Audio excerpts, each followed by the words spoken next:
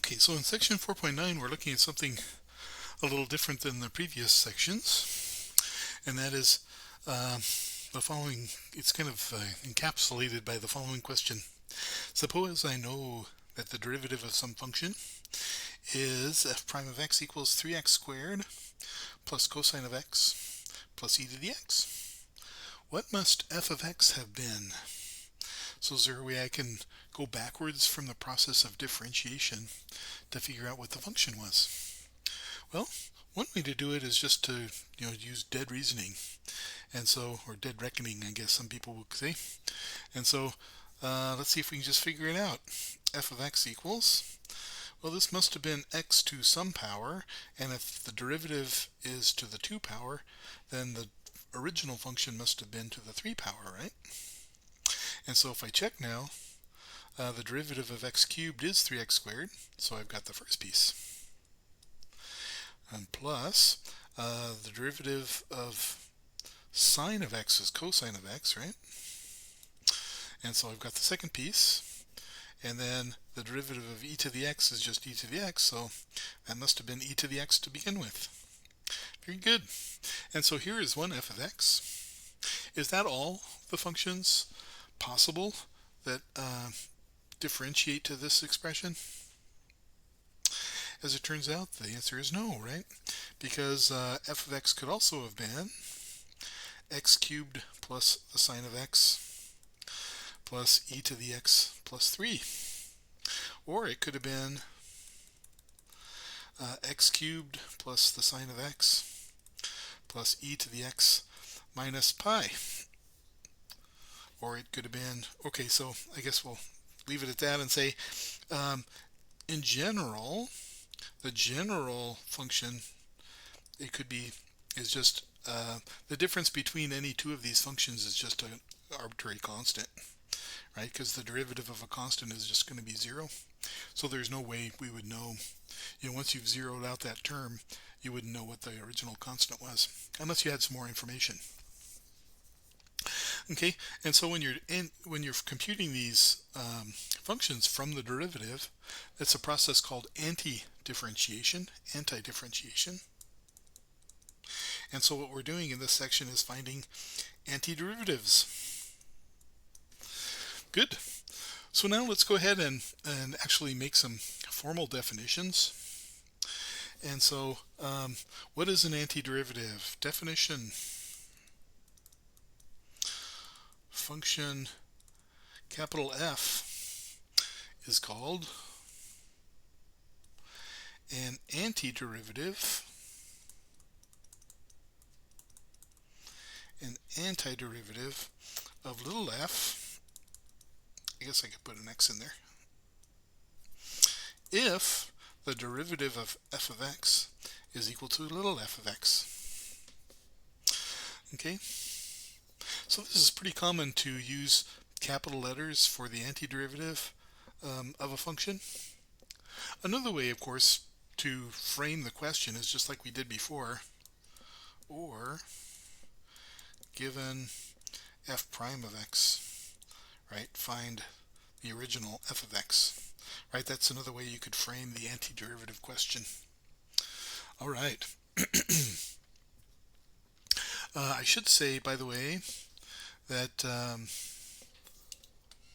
I should really include an extra line here. This has to be true on an interval I, and we'll see that actually does come in. There is some importance to that later on. All right. So I just wanted to also talk about the uniqueness, or how many antiderivatives do you get from a function. So how many antiderivatives are there?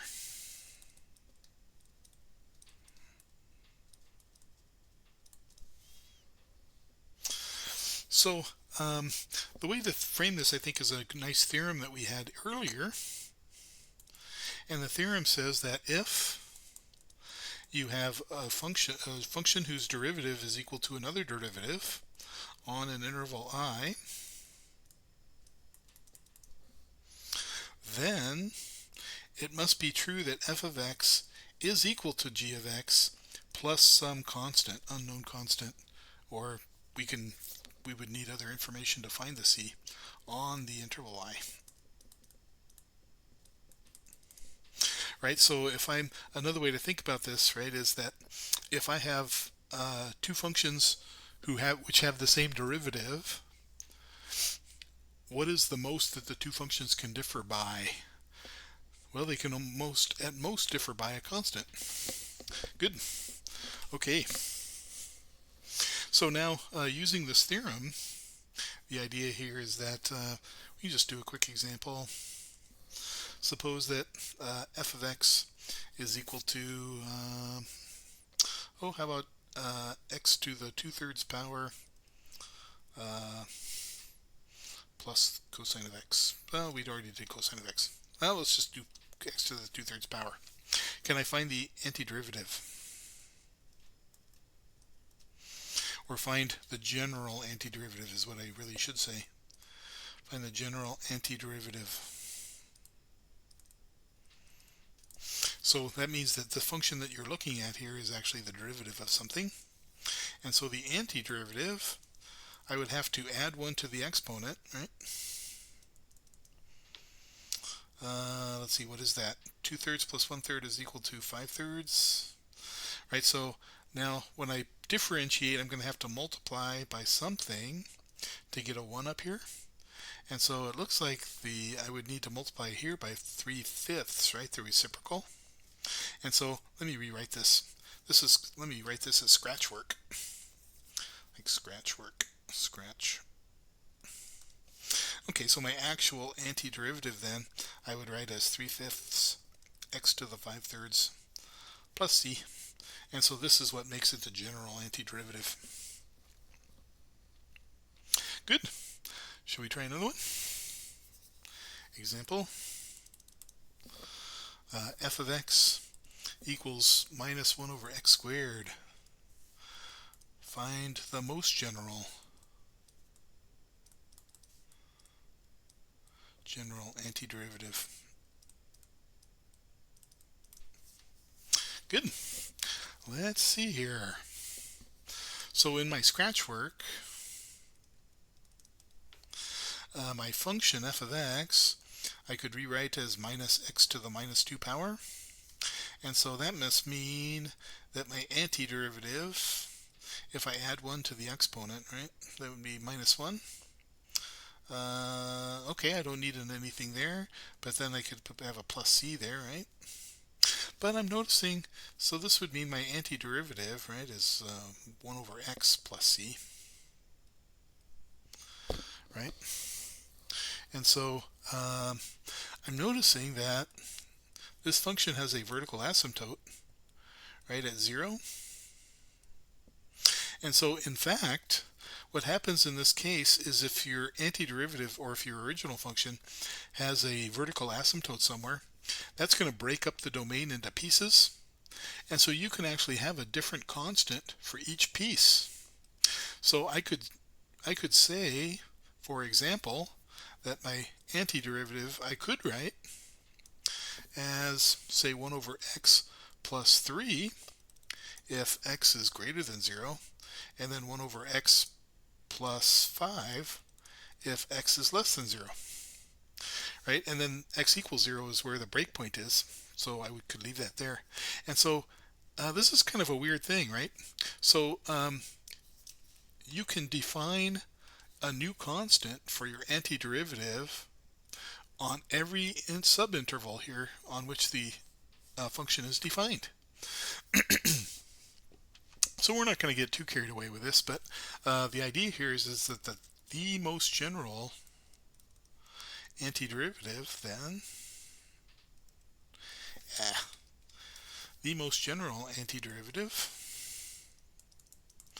is going to be f of x, which is 1 over x plus c1 if x is greater than 0, and then 1 over x plus c2 if x is less than 0. Okay, so that is the most general antiderivative, which is kind of bizarre. Good. So similarly,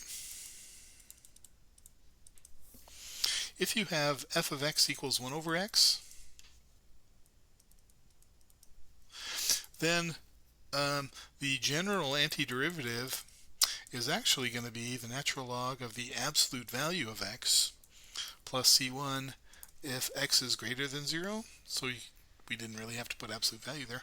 But you could also have the natural log of absolute value of x plus c2 if x is less than 0. And notice that the absolute values there is going to make the log operate on a positive number, and so you don't run into any issues there. And so we could prove that this is the derivative, right? Can we prove that real fast? So how would you differentiate the natural log of x plus c1? Well, that's going to be